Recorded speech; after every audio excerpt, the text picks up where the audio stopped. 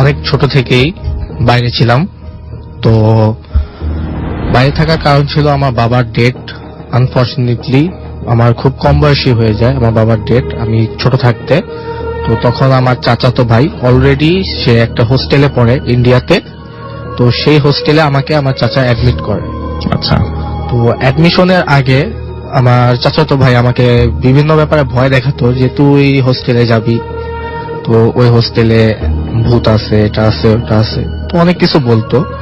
তো আমি ছোট থাকতে অনেক নটি ছিলাম, যার কারণে আমার কোনো এসবে মানে খেয়ালই থাকতো না। তো ইভেন্চুয়ালি যাই রাসেল ভাইয়া 2001 সালে আমি ওই হোস্টেলটা জয়েন করি। তো জয়েন করার পর আমার প্রথম কয়েকটা দিন নর্মাল কাটে, বাড়ির কথা মনে পড়ে, মার কথা মনে পড়ে, ভাইয়ের কথা মনে পড়ে, তো একটু নর্মাল কাটে। তো তৃতীয় কি চতুর্থ দিন ঠিক আমার ওটা খেয়াল নেই, তো তখন আমার আর কি একটা এক্সপিরিয়েন্স হয়।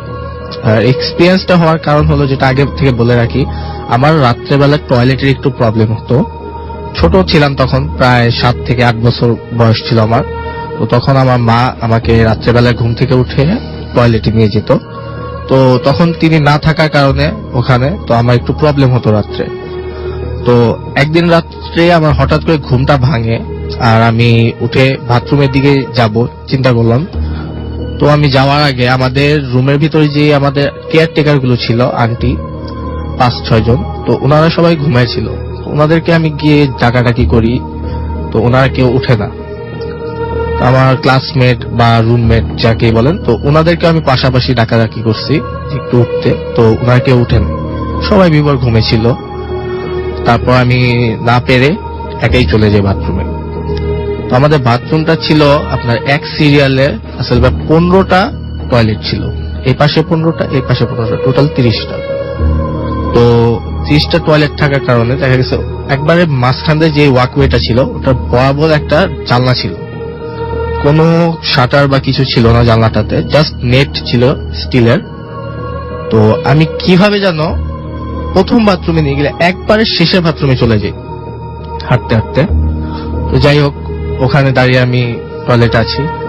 তো ইন্ডিয়া তো খুব একটা ঠান্ডার জায়গা, কার্শিয়ং, দার্জিলিং, যেটা সবাই চিনে। তো রাত্রেবেলা ওটা অনেক ঠান্ডা পড়ে।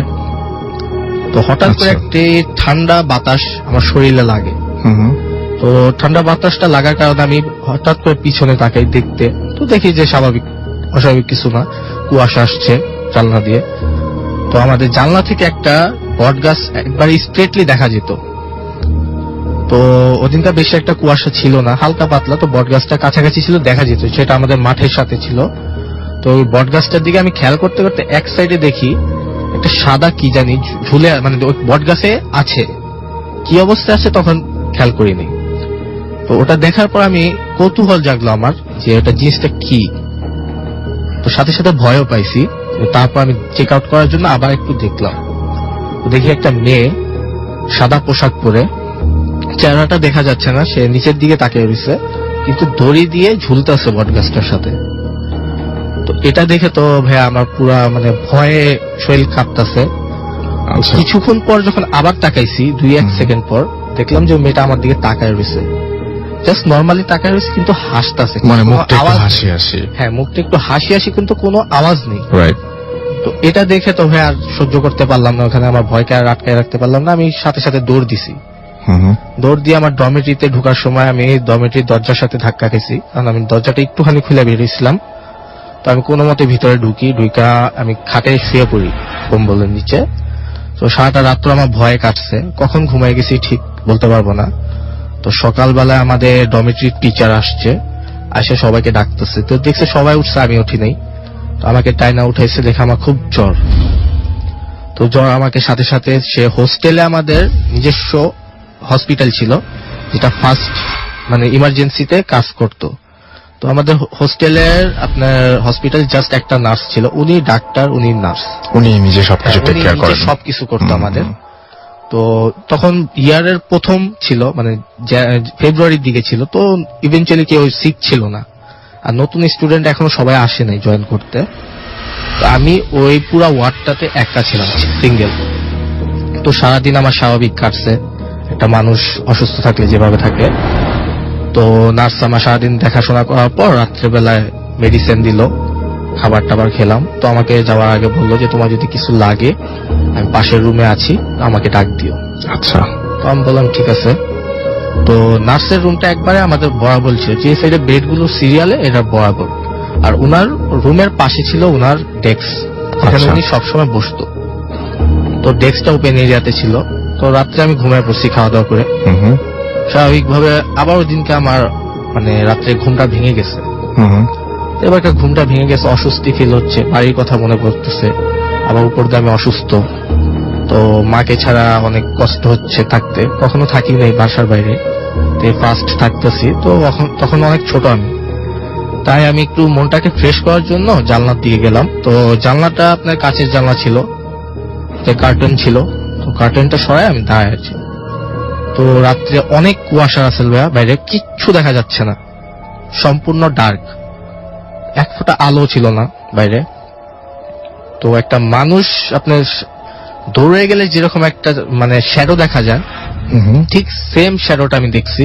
ঠিক কোন জায়গায় দেখেছেন এটা? ঠিক এটা জানলার বাইরে দেখছি, কিন্তু আপনার ব্যালকনিতে না, ওকে এটা মিডিয়ারে দৌড়ে যাচ্ছে, ওকে। জাস্ট একবার চলে গেল। এটা দেখে আটকা দেখে আমি তো জানলাটা খুব ক্লোজ ছিলাম, মানে কি জানলাটা স্পর্শ করে দাঁড়িয়েছিলাম। তো এটা দেখে আমি আটকা পড়ে যাই। ও পড়ে উঠে আমি নার্সের রুমের দিকে দৌড় দিই ওনাকে ডাকতে।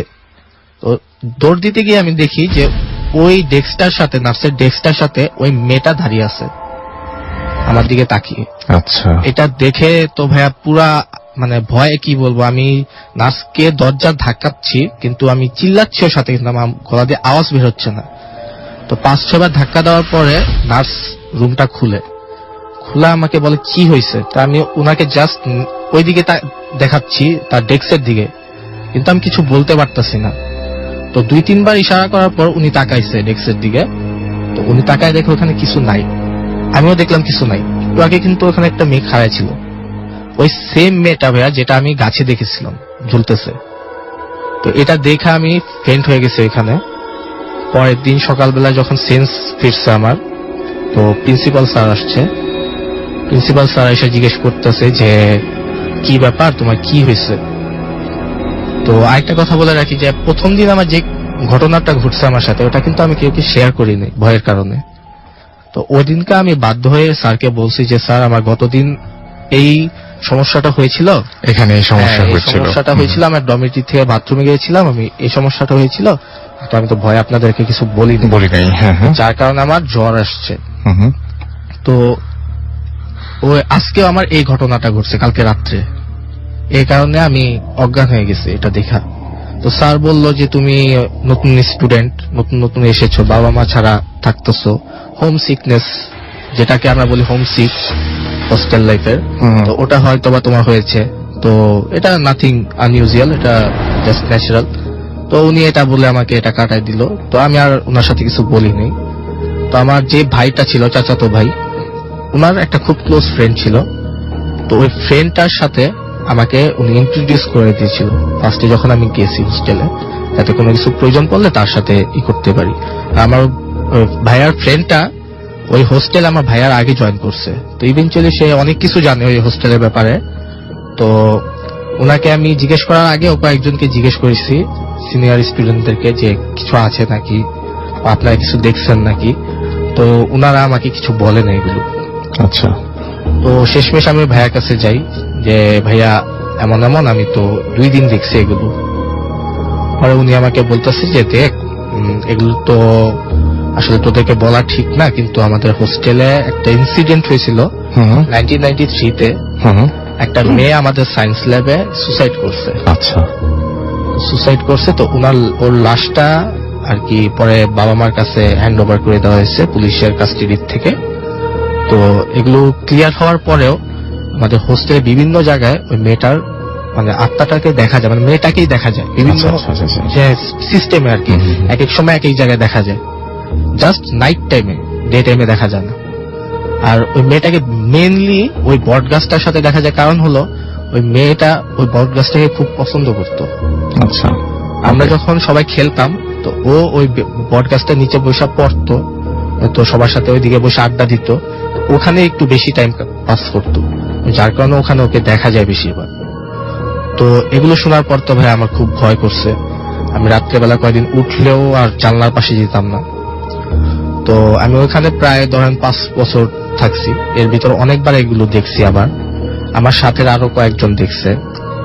তো এগুলো দেখার পরে ধরেন আস্তে আস্তে একটু ইজিলি ফিল হয়ে গেছে, কারণ হলো কি রেগুলার 2-1 দিন পর পর এগুলো দেখতাছি, সেম জিনিসটাকে দেখতাছি, আর আমাদের কোনো ক্ষতি করতেছে না এটা, এমনকি আমাকে কোনো ক্ষতি করতেছে না, ভয়টা আর কি চলে গেছে।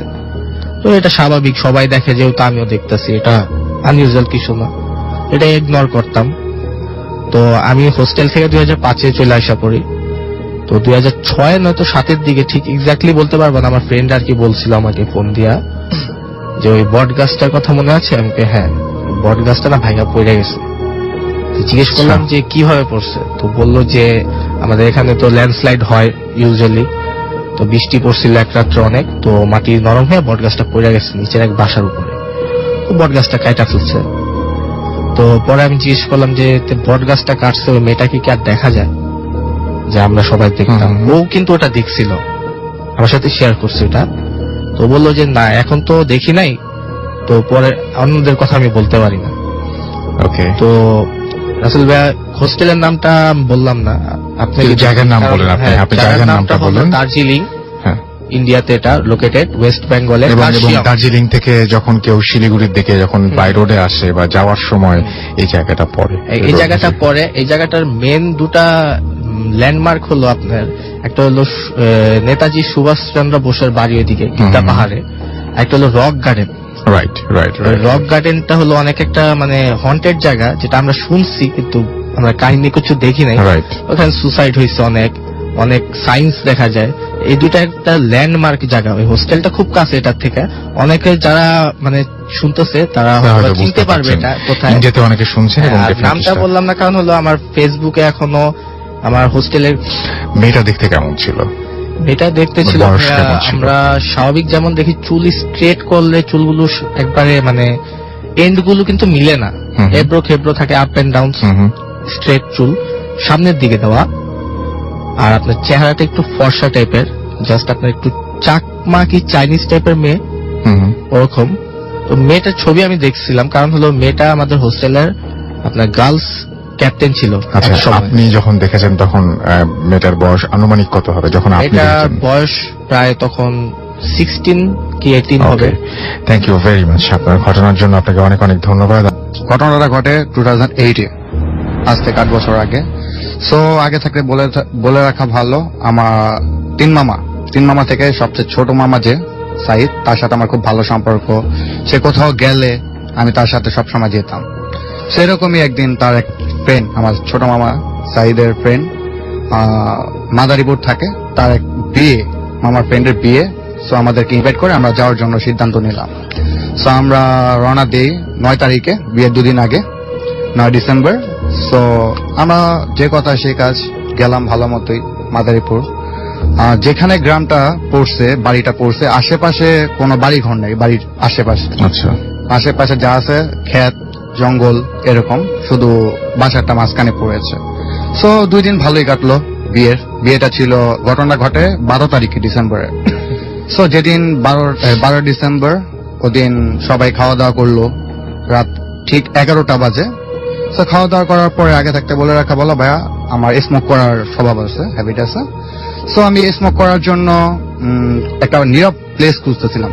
কারণটা হচ্ছে যে তখন আমি খুব ছোট ছিলাম, সো কেউ মাইন্ড না করে, এই জন্য আমি নীরব সাইলেন্ট প্লেস খুঁজতেছিলাম। সো আমি এখন খুঁজে পাচ্ছি না এরকম কোন প্লেস। আশেপাশে চারদিকে মানুষ, বিয়ে বাড়ির কারণে আশেপাশে চারপাশে মানুষ। সো আমি দেখলাম যে একটা সাইটে জঙ্গলের মতো একটা জায়গা আছে। সো আমি চিন্তা করলাম ওই জায়গায় গেলে আমাকে কেউ দেখবে না স্মোক করতে। সো আমি গেলাম স্মোক করতে। সো সিগারেট ধরালাম, খেলাম কতক্ষণ, হ্যাঁ। সো তারপরে আমি ওইখানে স্মোক করা শেষ করে দেন প্রস্তাব করলাম একটা গাছের নিচে, তাল গাছের নিচে। তো করে যখন আমি বাসার দিকে রওনা দিব, ব্যাক করব, তখন আমি চোখ পড়ে তাল গাছের উপরে। তখন আমি দেখতে পাই একটা মানুষ আকৃতির শ্যাডো টাইপের কিছু একটা বসে আছে গাছের উপরে। সো আমি দেখতেছি বোঝার জন্য ওটা জিনিসটা কি। বুঝতে না বুঝতে রাসেল ভাই 2-3 সেকেন্ডের মধ্যে জিনিসটা আমার সামনে এসে আমার থেকে 4 হাত 5 হাত দূরে জিনিসটা নামলো। আমার পর আমি যেটা দেখতে পাই রাসেল ভাই, সেটা দেখার জন্য কখনোই প্রস্তুত ছিলাম না। আমি আকৃতিটা দিই, দেখতে অনেকটা শিবপাঞ্জি, আপনারা অবশ্যই দেখেছেন যেরকম হয় মানুষের মতো অনেকটা, তো এরকম আকৃতি। তার হাতে একটা লাঠি ছিল, তার পুরো শরীর কালো কালো কালো লোমে আর কি ঢাকা ছিল, তার চোখ দুটো প্রচন্ড লাল ছিল আগুনের মতো। সো দেখতে দেখতে আমি খুব আর কি ভয়ে হাত পা কাঁপতেছিল, সেন্সলেস অবস্থায়। তখনই তার হাতে যে লাঠিটা ছিল বা একটা লাকড়ির মতো ছিল, আই ডোন্ট নো, ওটা দিয়ে আমার মাথায় একটা আঘাত করা হয়। তার 2-1 সেকেন্ডের মধ্যে আমি সেন্সলেস হয়ে যাই সেলভাই। তো সেন্সলেস অবস্থা ওইখানে পড়ে থাকি। তখন আমার মামারা যখন খুঁজে পাচ্ছিল না বাসার মধ্যে, তখন খুঁজতে খুঁজতে তারা বাসা থেকে বের হলো আমাকে খোঁজার জন্য, যে কোথায় গেছি আমি। পুরো বাসা খুঁজছে, পাইনি। তখন খুঁজতে খুঁজতে জঙ্গলের দিকে যায়, তখন আমাকে সেন্সলেস অবস্থা তারা পায়। পাওয়ার পর আমাকে বাসায় নিয়ে আসে। সকালবেলা 10টা বাজে আমার সেন্স ফিরে। সো দেন আমাকে জিজ্ঞেস করলাম আমি ওখানে কিভাবে গেছি। তো আমি সবকিছু খুলে বললাম। তারা বললো যে যখন আমাকে নিয়ে আসে তখন আমার শরীরে বিভিন্ন অংশের মধ্যে কিছু আছড়ের দাগ এবং লাঠিটা পিঠালে যেরকম দাগ বসে যায় শরীরে, এরকম কিছু দাগ বসে গেছিল। সেগুলোর পরে ওইখানে আর আমরা থাকিনি। আমি আর আমার মামা ঢাকাতে ব্যাক করে একটা হুজুরের কাছে নিয়ে যায় আমার মামা। তো হুজুরের কাছে যাওয়ার পরে যে ঘটনাটা শুনতে পারি, যে ওইখানে একটা খারাপ জিনিস আর কি, ওই জায়গাটা এমনিতে হন্টেড ছিল। তো ওইখানে একটা খারাপ জিন ছিল যেটা আমার প্রতি আসর করছে। ওইখানে আমি কিছু রং করেছিলাম, যার কারণে আমাকে আসর করছিল। যদি ওদিনকা রাতে আমার মামার ঠিক সময় মতো না যেত ওইখানে, তাহলে হয়তো এর থেকে বড় কিছু ঘটতে পারতো আমার সাথে। তো ইনশাল্লাহ এরপর আর আমার সাথে কোনো কিছু ঘটে নাই। বাট একবার ওই ঘটনার 2-3 দিন পর একবার স্বপ্নে দেখছিলাম ওই অদ্ভুত প্রাণীটা বা যেতে। ওকে, অনেক ধন্যবাদ আপনাকে আপনার ঘটনার জন্য। আমি কানাডা থেকে রূপতি বলছি। আজকে আমি যে কাহিনীটা শোনাবো এটি আমি একজন মহিলার কাছ থেকে শুনেছি। উনি প্রায় গত 22 বছর ধরে কানাডায় থাকেন। উনি ছোটবেলা থেকেই নামাজ কালাম পড়তেন, 5 ওয়াক্ত নামাজ পড়তেন। উনি সবসময় চেষ্টা করেন কোনো নামাজ যেন মিস না হয়ে যায়। কাজে উনি খুবই ধর্মভীরু একজন মহিলা। ওনার ধারণা যে জীবনে সবসময় বড় কোনো বিপদের সম্মুখীন হলে আল্লাহ তাকে আগে থেকে সতর্ক করে দেন। তেমনই একটি ঘটনা আমি আজকে বলবো। ঘটনাটা 2012-এর। উনি তখন অক্টোবর মাসে, যেভাবে প্রতি বছরই উনি ডাক্তারের কাছে গিয়ে ফুল বডি চেক আপ করে আসেন, সেভাবে করে আসলেন। তো ডাক্তার কিছুই খুঁজে পেল না। ওনার হার্ট, কিডনি, লিভার সবই ঠিক আছে, ওনার কোনোই অসুখ নেই। কিন্তু ফিরে আসার পর থেকেই উনি প্রতি রাতে একটা স্বপ্ন দেখতে থাকলেন। উনি স্বপ্নে দেখলেন যে 2টো লোক ওনার বেডরুমের দরজার কাছে বসে আছে, যেন পাহারা দিচ্ছে। একটি লোক বেশ তাগড়া, কালো এবং মোটা পালোয়ানের মতো বড় সড়ো, দেখে বোঝা যায় তার গায়ে অনেক শক্তি। এবং অন্য লোকটা হচ্ছে ছোটখাটো, খুবই চিকন এবং ফর্সা। উনি তো খুব ভয় পেয়ে গেলেন প্রথম দিন দেখে। উনি ওদেরকে জিজ্ঞেস করলেন যে তোমরা কারা, এখানে কিভাবে আসলে? ওরা তখন উত্তর দিল যে আমরা আজরাইল, আমরা তোমার জান কবজ করতে এসেছি, আল্লাহ আমাদেরকে পাঠিয়েছে তোমার জান কবজ করতে। উনি তখন পাল্টা জিজ্ঞেস করলেন, তো জান কবজ করতে পাঠিয়েছে, তো তোমরা জান কবজ করোনি কেন, আমাকে এখনো বাঁচিয়ে রেখেছো কেন? ওরা তখন উত্তর দিল যে তুমি যে ঘুমাচ্ছ তার জন্য। তারপর ওনার ঘুমটা ভেঙে গেল। উনি কিন্তু দ্বিতীয় দিন আবার একই স্বপ্ন দেখলেন। একই রকম ভাবে উনি জিজ্ঞেস করলেন যে তোমরা জান কবজ করছো না কেন? ওরাও একই উত্তর দিল, তুমি যে ঘুমাচ্ছ এই জন্য। এভাবে করে মনে হয় তৃতীয় দিন উনি ওদেরকে পাল্টা জিজ্ঞেস করলেন যে আমি ঘুমিয়ে আছি, এটা তো কোনো ব্যাপার না, তোমরা তো ঘুমের মধ্যে মানুষের জান নিয়ে যাও, তাহলে আমারটা নিচ্ছ না কেন? তোমাদের কিসের জন্য তোমরা বাধা পড়েছে, তোমাদের কিসের জন্য আটকে আছো?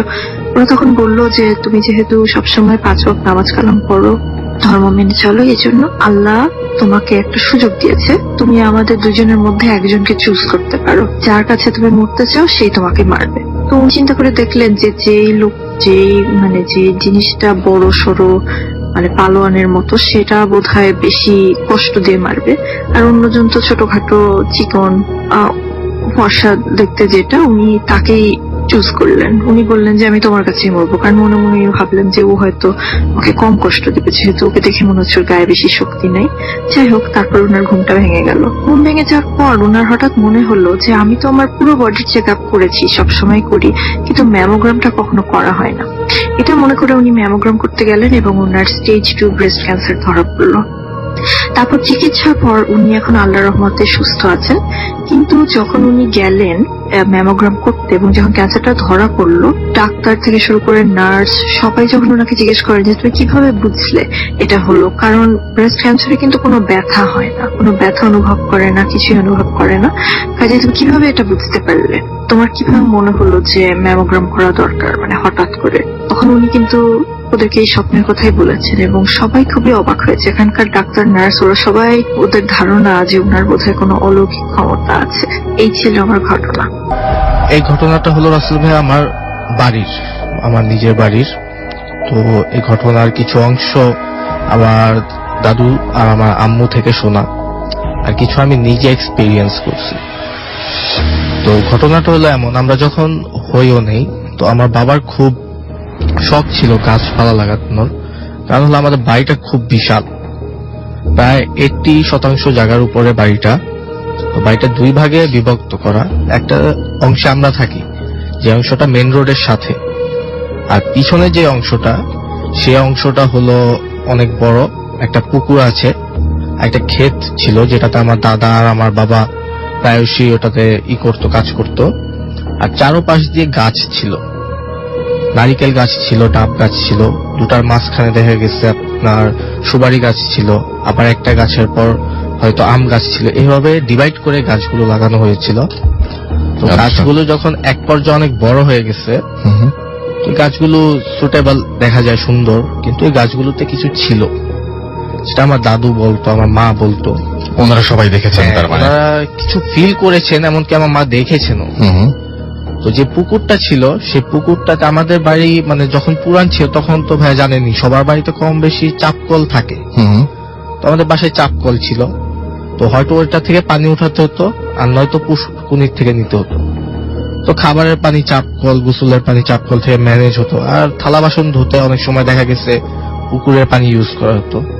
তো আমার আম্মু বড় বউ ওই বাসার, তো আমার আম্মু প্রায়শই যাইতো নিচে। আর আরেকটা কথা হলো, আমার বড় চাচা আমার বাবার আগে বিয়ে করছে, তো ওই হিসাবে আমার চাচি ওইগুলো দেখছে। তারা দুজন ছিল সবার আগে। তো তারা যখন প্রায়শই ওখানে পুকুরে আপনার থালা বাসন ধুতে যেত, তো প্রায়শই কিছু ফিল করতো যে গাছে থেকে তাদের উপর নজর রাখতেছে, বা তাদের উপর বাতাস যেমন একটা আসে না, যে একবারে পুরো স্তব্ধ সবকিছু, কোনো বাতাস নেই, তারপর আসে বাতাসটা ডাইরেক্টলি আপনার শরীরে হিট করতেছে। তো এরকম কিছু ফিল করতো। তো আমার দাদু পুরান আমলের মানুষ, অনেক কিছু জানতো সে। তো সে হুজুর দিয়ে বা নিজে যেভাবে হোক ম্যানেজ করে প্রতি 2-1 বছরের অন্তরে বাড়িটা বান দিয়ে রাখতো, এতে খারাপ কিছু ক্ষতি না করতে পারে আমাদের। তো আমরা যখন হই, আমার বাবা তখন ছোট থাকতে আমার হওয়ার আগে বাইরে চলে যায়, বিয়ের কিছুদিন পরেই। আমার বাবা সৌদিতে থাকে, তারপর আপনার ওমানে থাকে, বিভিন্ন জায়গায় থাকে, কিন্তু সে বাসায় আসতে পারে না কাজের কারণে। তো আমি হওয়ার পর যখন আস্তে আস্তে বড় হই, তো আমি কিছু দেখতাম না। তো আমি যখন হোস্টেলে চলে যাই, হোস্টেল থেকে যখন রিটার্ন আসি, আসার পর যখন এখানে আস্তে আস্তে পড়ালেখা আগাই, বড় হয়ে যাই, তখন যখন আমার বয়স অ্যাটলিস্ট তখন 16 কি 17 ছিল, তখন আমি পড়ালেখার পাশাপাশি পার্ট টাইম একটা দোকানও চালাতাম। আচ্ছা। তো ওই দোকান থেকে প্রায় আপনার দেখা গেছে রাত্রে 12টা-1টা বেজে যেত। মাল্টিমিডিয়া সব তো জানেন রাসেল ভাই, অনেক রাত্র খোলা থাকে।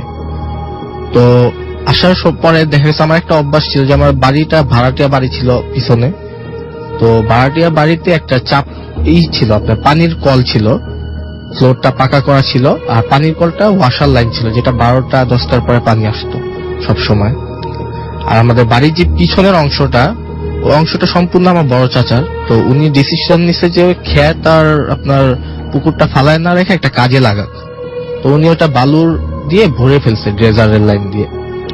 তো ভরে ফেলার পর এই কাহিনীগুলো আমি দেখছি, যেটা হলো আপনার আমার সাথেই ঘটছে।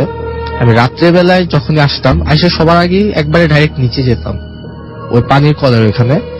তো শীত হোক ঠান্ডা হোক, আমি সবসময় গিয়ে আমার মুখ হাত আর মাথাটা ওইখানে ধুইতাম সারাদিন কাজ করার পর যখন আসতাম তখন।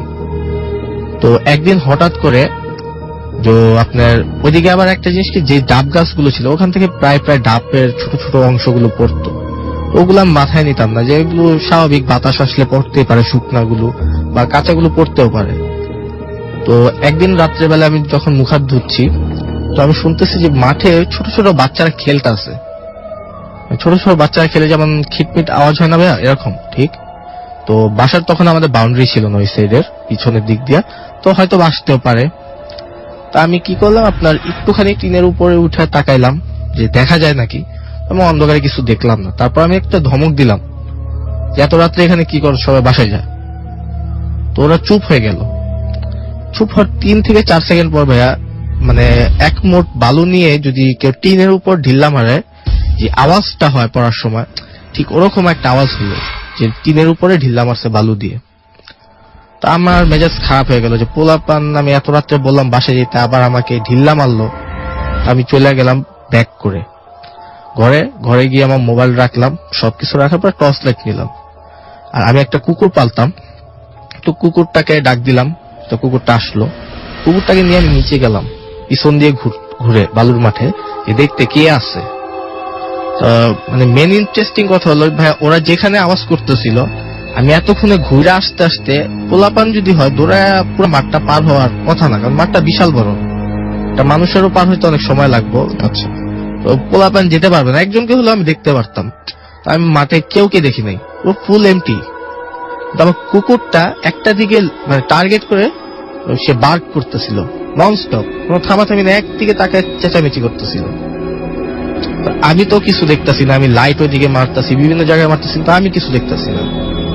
আমাদের পাশের বাড়ির যে কুকুরটা ছিল, ও আবার আপনার দেওয়ালটা টপকে আসা পড়ছে, বাউন্ডারি ছোটর কারণে দেওয়ালটা টপকে আসছে, চিল্লাচিল্লি ছিল। ও আইসা ঠিক আমার সাথে দাঁড়ায় ওই সেম জায়গায় তাকায়া চিল্লাচিল্লি করতেছে, যে জায়গায় আমার কুকুরটা চিল্লাচিল্লি করতেছে। তো কিছুক্ষণের ভিতরে ভাই আমার শরীরটা পুরো ভারী হয়ে গেল, মানে আমি একটা ইজি ম্যান, এর ভিতরে আমার শরীরটা পুরো ভারী হয়ে গেল, যাতে আমার শরীরের উপর কোনো একটা ওজন চাপায় দেওয়া হয়েছে। আমার শরীরের পশম গুলো সব দাঁড়ায় গেছে। আর আমার অত্যন্ত মানে আর কি আপনি কি বলবো, ঠান্ডা লাগতেছে। যে আমি মাত্র মুখ হাত টুক হাত ধুইছি দেখে আমার ঠান্ডা লাগতেছে, কিন্তু অত্যন্ত ঠান্ডা লাগতেছে। তখন কি ঠান্ডার সময় ছিল? তখন আচ্ছা, গরমের সিজন, ফুল গরমের সিজন। আমি মাত্র এসে মাথা ধুইছি, আমার মানে গরম মাথা দিয়ে ধোয়া বেড়াইতেছে গরমে। আমি এসে মাথা দিয়েছি ঠান্ডা হওয়ার জন্য, কিন্তু এত ঠান্ডা লাগার কথাই না ভাইয়া, কারণ ওয়াশার পানি তো আপনার এত ঠান্ডাও থাকে না গরমের সিজনে। পরে আমি কুকুরগুলোকে ডাকতেছি নিয়ে আসার জন্য, কিন্তু আমি পারতাছি না। আমার অস্বস্তি ফিল হইতেছে এখানে, মানে মনে হইতেছে যে কেউ আমাকে যাইতা ধরতেছে, এরকম লাগতেছে, দম আটকে যেতেছে। তো পরে আমি না পাইলে আমার কুকুরটাকে গলায় উপরে ধরলাম, ঘাড়ের যে চামড়াটা ওটা ধরছি। ওই কুকুরটাও আমার পিছিয়ে পিছিয়ে আসা পড়ছে, যখন আমারটাকে নিয়ে আসছে, আমারটাকে আমি নিয়ে হাইটা আইসা পড়ছি। তো এর ভিতরে ধরেন ভাইয়া, মানে শরীর তো পুরা ঘাইমা শেষ, ঠান্ডার ভিতরে শরীরটা পুরা ঘাইমা গেছে, আমার মাথার থেকে ঘাম পড়তেছে, আর ভিতর দিয়ে গেঞ্জি পুরা ভিজে গেছে। আমি ঘরে আইসা আমি আম্মুকে এই ব্যাপারটা বললাম যে আম্মু, আমি তো এগুলো শুনলাম, তো এটা কি? তো আম্মু বললো যে দেখ, তুই তো অনেক কিছু শুনছস তোর দাদির থেকে, আর আমাদের থেকেও শুনছস, আমরা কথা বলি প্রায় প্রায় এগুলো নিয়ে, বাড়িতে আছে কিছু, হয়তোবা ওটাই অনুভূতি করছস না তো দেখছস। আমি তো দেখতে পারি না কিছু, কিন্তু আমি আওয়াজ শুনছি, বালু দিয়ে ঢিল্লা দিল, আমার শরীর ভার হয়ে গেল। এগুলো দেখা না দেখার ভান করে, এগুলো ক্ষতি করে না কখনো, তো এগুলোকে তুই বেশি মাথায় নিস না। তো যাক ভাই, আমি আর কিছু মনে করলাম না। তো সেম দেখ, ওই দিনই আমি রাত্রে ঘুমাইতে গেছি ঘরে, তো আমি একটা সিঙ্গেল রুমে ঘুমাই আলাদা। আর ওই রুমটার একটা জিনিস হলো কি ভাই, আমার বাবা ওই রুমটাতে মারা গেছে আমার সামনে। আপনার সামনেই মারা গেছে? আমার সামনে মারা গেছে। তখন আমার বয়স প্রায় 6। তো 6 বছরের বয়সের বাচ্চারা তো ভাইয়া কিছু বুঝে না তখন, ওই টাইমটাতে। এই টাইমে অনেক কিছু বুঝে বাচ্চারা। তো আমার বাবা ইস্তারি করতেছিল আয়রনটার একটু তার ছিঁড়া ছিল, তো ওটাতে শর্ট সার্কিট হয়ে সে পাকায় পড়ে গেছে। আর ওই আয়রনটা আপনার আগের জামানার আয়রন তো জানেন ভাই কত শক্ত, মানে অনেক গরম হতে সময় নেয়, ঠান্ডা হতে সময় নেয় অনেক, লোহার আয়রন।